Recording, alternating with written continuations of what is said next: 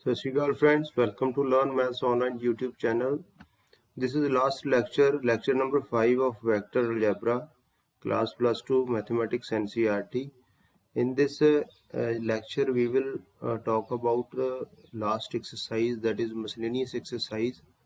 So first question of miscellaneous: write down a unit vector in xy plane making an angle of 30 degree with the positive direction of x-axis.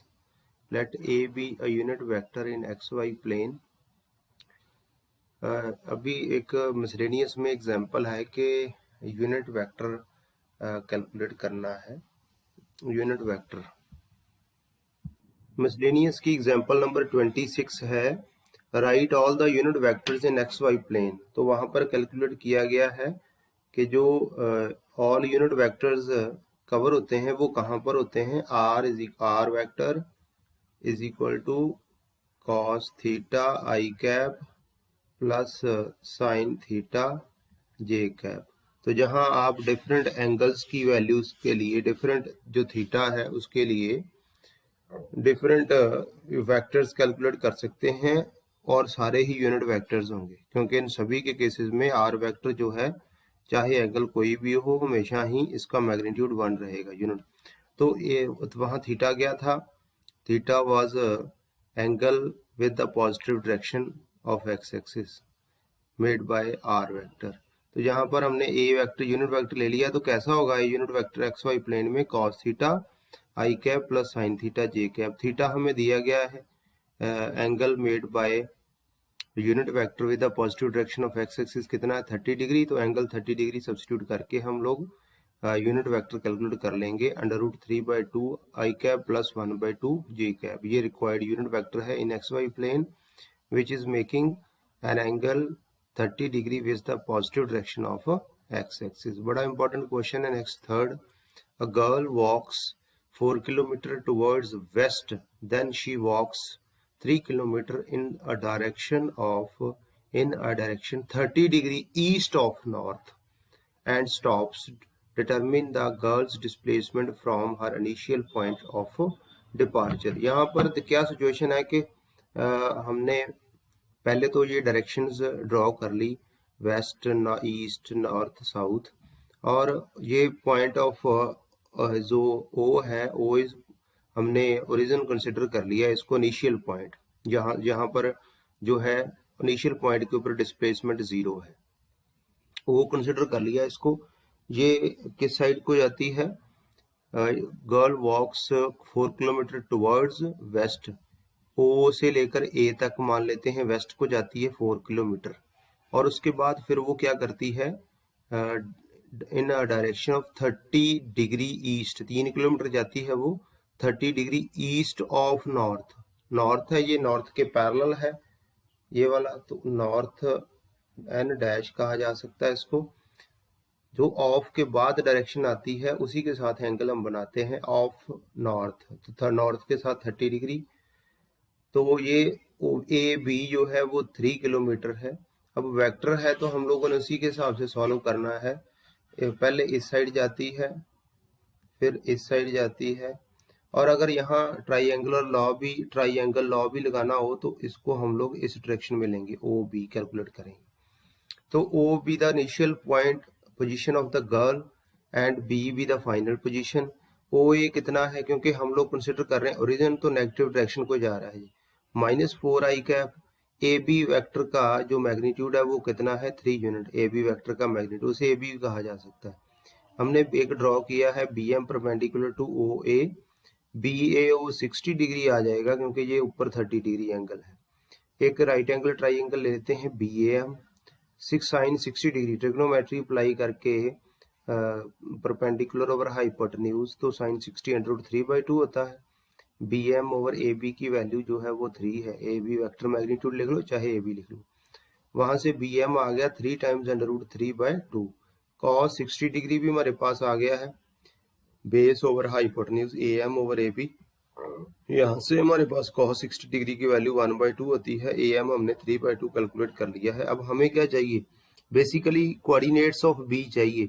तो B के coordinate x coordinate क्या होगा, perpendicular distance from Y axis. तो X coordinate perpendicular distance from Y axis, तो ये O M चाहिए हमें x coordinate. और इसी तरह से Y coordinate perpendicular distance from X axis वो बी एम आ गया है, B M.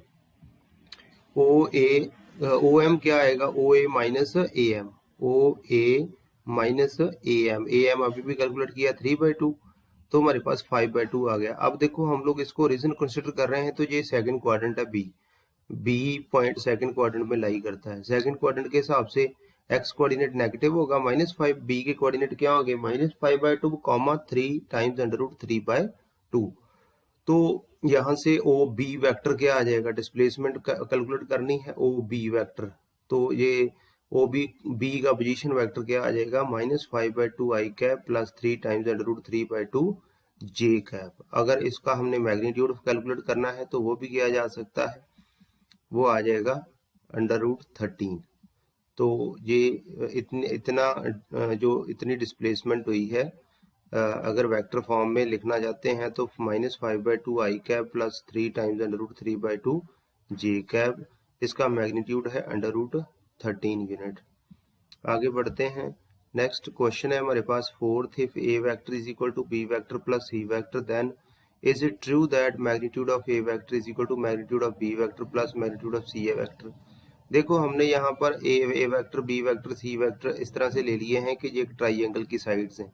B C vector, C B vector ले लिया है A vector, B A vector, A B vector ले लिया है सी वेक्टर, और सी ए ले लिया है बी वेक्टर।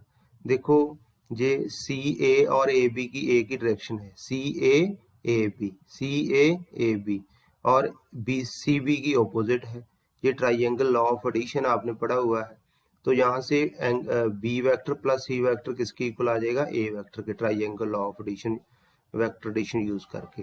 यहाँ से मैग्नीट्यूड क्या होंगे, मैग्नीट्यूड तो क्लियरली लेंथ ऑफ साइड्स को रिप्रेजेंट करेंगे ट्राइंगल एबीसी को। और हमें पता है कि किसी भी ट्राइंगल में जो उसकी साइड्स होती हैं वो हमेशा क्या होती हैं, sum of two sides is always greater than the third side. तो यहाँ B vector plus C vector will be always greater than magnitude of A vector third side. तो जहाँ आप कह सकते हो कि magnitude of A vector will be less than B vector, magnitude of B vector plus magnitude of C vector, ये हमेशा ही होगा, ये ट्राइंगल की प्रॉपर्टी है। तो ये फिर इसका मतलब है इक्वल नहीं हो सकता, A vector is equal to B vector plus C vector, magnitude of A vector is equal to magnitude of B vector plus magnitude of C vector, जो है ये ट्रू स्टेटमेंट नहीं है। आगे बढ़ते हैं, नेक्स्ट क्वेश्चन है fifth, find the value of x for which x into i cap plus j cap plus k cap is a unit vector. तो यूनिट वेक्टर कब होगा, जब इसका मैग्नीट्यूड 1 होगा। मैग्नीट्यूड कब 1 होगा, X square under root X square plus X square plus X square is equal to 1 under root 3 X square is equal to 1। तो यहाँ से क्या आ गया, under root 3 into X is equal to 1, X is equal to plus minus 3, 1 over under root 3 क्यों लिया है, क्योंकि चाहे आप एक्स की वैल्यू 1/√3 ले लो, उसका भी मैग्नीट्यूड 1 आएगा। उस केस में भी चाहे एक्स की वैल्यू -1 ओवर √3 ले लो, उस केस में भी जो है वो इसकी वैल्यू मैग्नीट्यूड की 1 ही आएगी और वो यूनिट वेक्टर ही बनेगा ये वाला। इसलिए हमने दोनों ही साइन यहाँ पर कवर किए हैं। ठीक है जी, आगे बढ़ते हैं, 8th क्वेश्चन करते हैं। Show that the points A with coordinates 1, -2, -8, B with coordinates 5, 0, -2 and C with coordinates 11, 3, 7 are collinear। ये बड़ा इजी क्वेश्चन है। Find the ratio in which B divides AC। A B vector calculate कर लिया हमने, 2 point दिए हैं, तो x2 - x1 i cap plus y2 - y1 j cap plus z2 - z1 k cap, A B vector, B C vector, ये previous exercise में कर चुके हैं। ए सी वेक्टर कोलिनियरिटी के लिए क्या करते हैं कि sum of two sides, length of two sides should be equal to the third side, अगर पॉइंट्स कोलिनियर है। तो यहाँ हम कोई भी दो छोटी, पहले तो मैग्नीट्यूड निकाल लिए, 2√14, 3√14, 5√14, देखते ही पता चल रहा है कि ए बी वेक्टर और बी सी वेक्टर के मैग्नीट्यूड को ऐड करके ना ए सी वेक्टर का मैग्नीट्यूड बन रहा है तो हम कह सकते हैं कि A B C are collinear. Further हमने क्या कैलकुलेट करना है कि find the ratio in which B divides A C. हमने रेशियो कैलकुलेट करनी है कि जिसमें बी जो है वो ए सी को डिवाइड कर रहा है। हम लोग मान लेते हैं कि B is dividing A C in the ratio k:1। अगर k:1 में डिवाइड कर रहा है तो हमारे पास ओ ए वैक्टर स्टार्टिंग में जो दिए हुए थे पॉइंट, वहां से हमने कैलकुलेट कर लिया है ओ ए का पोजीशन वेक्टर आई cap -2 J cap -8 K cap, O B vector B का पोजीशन वेक्टर 5 0 और -2 दिया था तो 5 आई कैप +0 जे कैप -2 के कैप, ओ सी का पोजीशन वेक्टर 11 आई कैप +3 जे कैप +7 के cap. B divides AC in the ratio k:1। ये सेक्शन फॉर्मूला है हमारे पास K into O C vector plus 1 into O A vector over K +1। ये सेक्शन फॉर्मूला अप्लाई किया है हमने, वैल्यूज पुट कर दी हैं, दोनों साइड मल्टीप्लाई करके इक्वेट कर दिए हैं corresponding components, scalar components. 11k + 1 is equal to 5k + 5, 11k - 5k is equal to 5 - 1, k is equal to 4/6, k is equal to 2/3। तो रिक्वायर्ड रेशियो क्या होगी 2:3। B is dividing A C in ratio 2:3। तो आगे बढ़ते हैं। Find the position vector of a point R which divides the line joining two points P and Q whose position vectors are 2a vector plus b vector and a vector minus 3b vector externally in the ratio 1:2. Also show that P is midpoint of line segment RQ। देखो R जो है वो externally divide कर रहा है PQ को, और इसी तरह से हम लोग ड्रॉ कर सकते हैं। और रेशियो कितनी दी है 1:2, 1:2।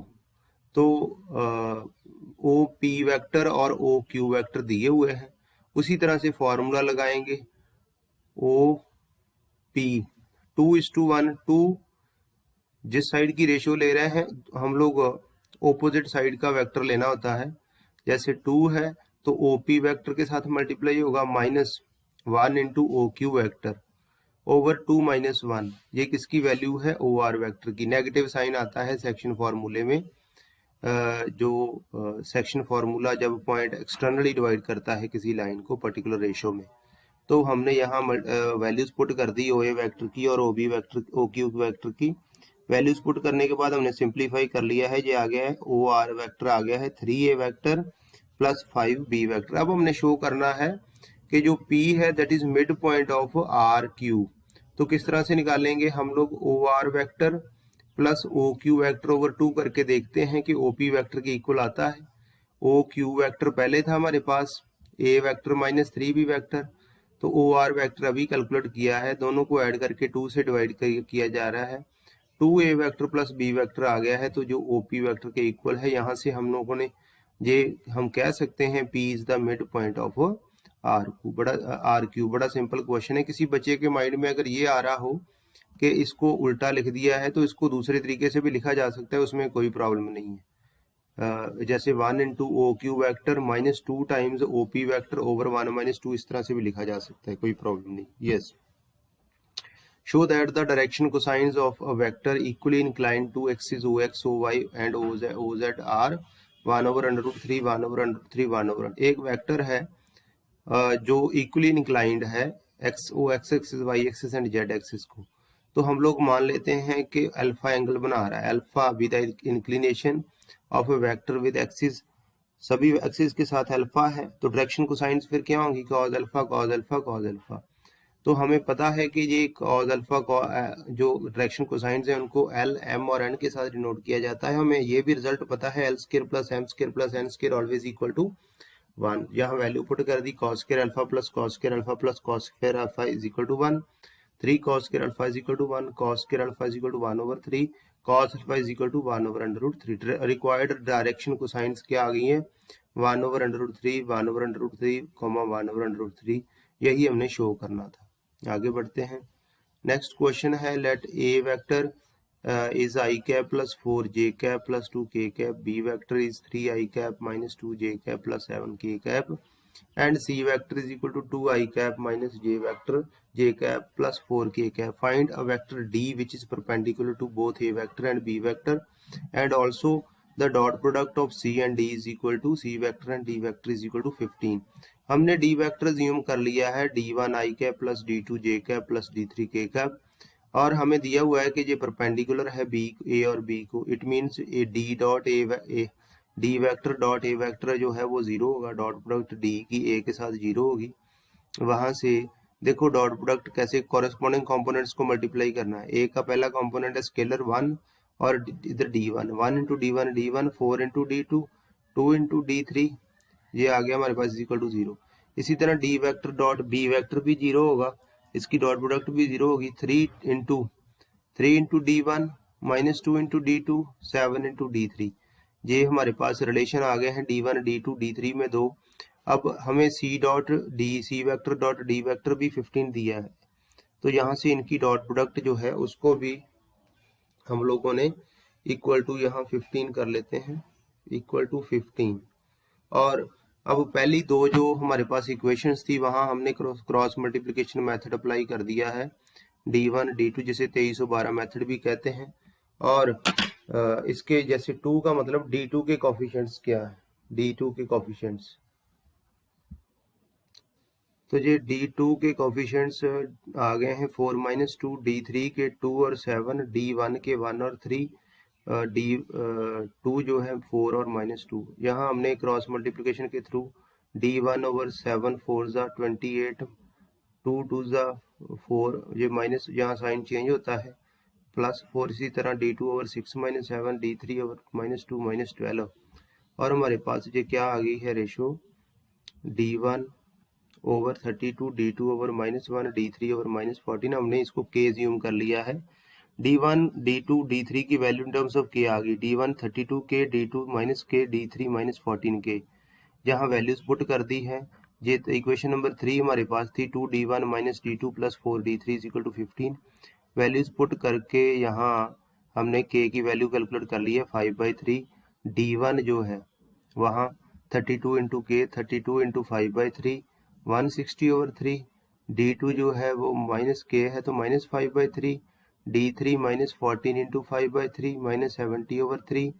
D की वैल्यू क्या आई है, D1 आई कैप माइनस D2, जो भी इसकी D2 की माइनस 5/3 थी तो वैल्यू पुट कर दी हमने, क्योंकि हमने D वेक्टर कैलकुलेट करना था. तो सभी D1 D2 की D3 की वैल्यूज कैलकुलेट कर ली हमने, वो पुट कर दी है. तो ये हमारे पास D वेक्टर आ गया है required 160 over 3 into i cap minus 5/3 into j cap minus 70 over 3 into k cap. आगे बढ़ते हैं. 13th क्वेश्चन है the scalar product of the vector I cap plus j cap plus k cap with a unit vector along the sum of vectors 2i cap plus 4j cap minus 5k cap and lambda i cap plus 2j cap plus 3k cap is equal to 1. ये scalar product 1 दी है किसके साथ, unit vector along the sum of these two vectors, find lambda. अब A vector और A vector के साथ scalar जो प्रोडक्ट है वो 1 है. बी हमने दो वेक्टर जो दिए थे उनको बी और सी ज्यूम कर लिया है. B vector plus C sum calculate किया है, फिर उसका मैग्नीट्यूड कैलकुलेट किया है.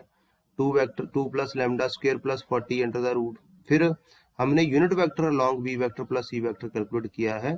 आपको पता है कैसे कैलकुलेट करते हैं, vector over magnitude of the same vector. D cap इसका नाम रख लिया है.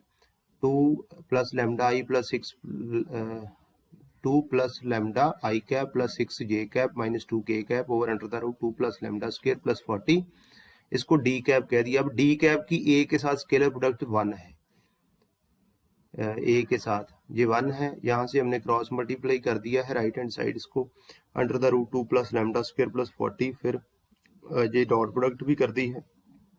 फिर इसके बाद हमने 6 plus lambda left hand side बचा, स्केयरिंग बोथ साइड कर दिया है. यहाँ a प्लस बी और स्केयर की आइडेंटिटी लग गई है. लैम्डा स्क्वायर दोनों साइड से कैंसिल हो गया है और हमारे पास सिंप्लीफाई करके लैम्डा की वैल्यू 1 आ गई है. इंपॉर्टेंट क्वेश्चन है, आगे बढ़ते हैं. उसने हमें 14th क्वेश्चन में A vector B vector C vector दिए हैं. ये म्यूचुअली परपेंडिकुलर वेक्टर्स हैं, इक्वल मैग्नीट्यूड है इनका. Show that the vectors A vector plus B vector is equally inclined to A vector B vector and C vector. हमने ये show करना है A vector plus B vector plus C vector जो है वो A vector B vector C vector के साथ same angle बना रहा है। ये म्यूचुअली परपेंडिकुलर वेक्टर्स हैं और ये सभी इक्वल मैग्नीट्यूड हैं। हमने सभी के मैग्नीट्यूड को पी कह दिया। ये म्यूचुअली परपेंडिकुलर है, इसलिए A vector dot B vector dot C vector dot A vector 0 हो जाएगा।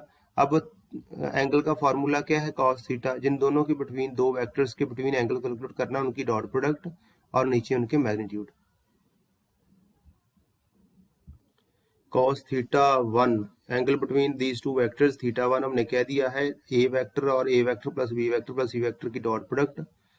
अब हम अंदर मल्टीप्लाई करेंगे। A vector dot A vector क्या होता है, मैग्नीट्यूड ऑफ ए वेक्टर का square. A vector dot B vector A dot vector C vector, ये 0 हो जाएंगे। सिर्फ magnitude of A vector square बचेगा। हमने मैग्नीट्यूड ऑफ ए वेक्टर को पी कहा हुआ, पी स्क्वायर। नीचे भी मैग्नीट्यूड ऑफ ए वेक्टर को पी कह देंगे। Magnitude of A vector plus B vector plus C vector as it is रहेगा। ये पी और पी एक कैंसिल होकर P over magnitude of A vector plus B vector plus C vector रह गया कॉस थीटा 1 की वैल्यू। आप देखोगे सिमिलरली कॉस थीटा 2 जो है, जो हमने थीटा 2 लिया हुआ angle between B vector and A vector plus B vector plus C vector, उसी तरीके से B vector dot A vector B vector dot plus B vector dot B vector plus B vector dot C vector, उसी तरीके से ये B vector dot A vector और B vector dot C vector 0 हो जाएगा, क्योंकि म्यूचुअली परपेंडिकुलर वेक्टर्स हैं। B vector dot B vector क्या होगा, मैग्नीट्यूड ऑफ बी वेक्टर का स्क्वायर। जहां पी वैल्यू पुट कर दी, P over magnitude of A vector plus B vector plus C vector. Same आ गया कॉस थीटा 2 भी, कॉस थीटा 3 भी सेम आ गया। अगर cos theta 1 cos theta 2 cos theta 3 0 है, सॉरी इक्वल है, तो थीटा 1 थीटा 2 भी इक्वल हो गए। हमने यही शो करना था कि A vector plus B vector plus C vector is equally incline to A vector B vector and C vector. आगे बढ़ते हैं। 16th क्वेश्चन है, वो कहता है if theta is the angle between two vectors A vector and B vector then A vector dot B vector is greater than equal to 0 only when. A vector dot B vector greater than equal to 0 है कब, जब magnitude of A vector into magnitude of B vector cos theta greater than equal to 0 है। जी magnitude तो हमेशा ही greater than equal to 0 होते हैं। cos theta greater than equal to 0, cos theta greater than equal to 0 कब होता है, जब फर्स्ट क्वाड्रेंट में लाई करता है 0 less than equal to theta less than equal to π/2। Option B is the correct answer. आगे बढ़ते हैं। Let a vector and b vector be two unit vectors and theta is the angle between them, then a vector plus b vector is a unit vector if ये unit vectors हैं, उनका magnitude 1 है। अब A vector plus B vector unit vector कब है, जब इसका magnitude 1 है। इसका मैग्नीट्यूड का स्केयर 1 है, कह सकते हैं स्केयरिंग बोथ साइड करके। इसको क्या लिखा जा सकता है, A vector plus B vector into A vector plus B vector is equal to 1। अब मल्टीप्लाई कर दो अंदर, A vector dot A vector plus A vector dot B vector plus B vector dot A vector plus B vector dot B vector is equal to 1। Magnitude of A vector का square plus 2 times A vector dot B vector plus magnitude of B vector square is equal to 1। अब जो A vector dot B vector उसकी value put कर दी। Magnitude of ए और B 1 है, इसलिए ये 1 पुट कर दिए। 1 का स्क्वायर 1 होता है। 2 into magnitude of A vector into magnitude of B vector into cos theta plus 1 is equal to 1। यहाँ से हमने सिंप्लीफाई कर लिया है। 2 कॉस थीटा जो है वो 1 माइनस 2 माइनस 1, कॉस थीटा की वैल्यू -1/2 आ गई है। Cos theta -1/2 can be written as minus cos π/3। ये नेगेटिव है, एडजस्ट करने के लिए सेकंड क्वाड्रेंट में ले आएंगे। Pi minus π/3 cos theta is equal to cos 2π/3, theta is equal to 2π/3। ये जिन बच्चों ने जो इनवर्स ट्रिग्नोमेट्रिक फंक्शंस चैप्टर किया अच्छे से, उनको कोई प्रॉब्लम नहीं आएगी। पहली एक्सरसाइज प्रिंसिपल वैल्यू थीटा 2π/3 आ गया है। Option D is the correct answer. आगे बढ़ते हैं। 18th क्वेश्चन है the value of i cap dot j cap cross k cap plus j cap dot i cap cross k cap plus k cap dot i cap cross j cap. तो ये बताया गया है कि j cross k, j cap cross k cap क्या होता है, आई cap cross k cap minus J and J I cap cross, वैसे आई cap cross k cap minus जे क्यों होता है, क्योंकि हमारे पास रिजल्ट होता है के कैप क्रॉस आई कैप, वो जे होता है। लेकिन आई कैप क्रॉस के कैप कर लो उल्टा तो माइनस जे कैप आ जाएगा। तो आई कैप डॉट आई कैप का square minus J cap magnitude of J cap का स्क्वायर मैग्नीट्यूड ऑफ के कैप का स्क्वायर, तो इनकी वैल्यूज 1 है सभी। 1 - 1 + 1, तो ultimately 1 is the right answer. Option C is the correct answer. Yes, last question 19. If theta is the angle between any two vectors a vector and b vector, then a vector dot magnitude of a vector dot b vector is equal to magnitude of a vector cross b vector when theta is equal to, ये हम लोग values put कर देंगे इन दोनों की, A vector magnitude of A vector into magnitude of B vector into cos theta, magnitude of A vector into magnitude of B vector into sine theta. Magnitude दोनों side से कैंसिल हो गए, cos theta is equal to sine theta. ये कब होता है? When theta is equal to π/4। Option B is the correct answer. इसी के साथ ये मिसलेनियस और ये चैप्टर हमारा फिनिश हो गया है। जो भी प्रीवियस वीडियोस चाहिए किसी को तो वो डिस्क्रिप्शन बॉक्स में देख सकता है। इसी के साथ नेक्स्ट वीडियो में फिर मिलते हैं। Thank you very much.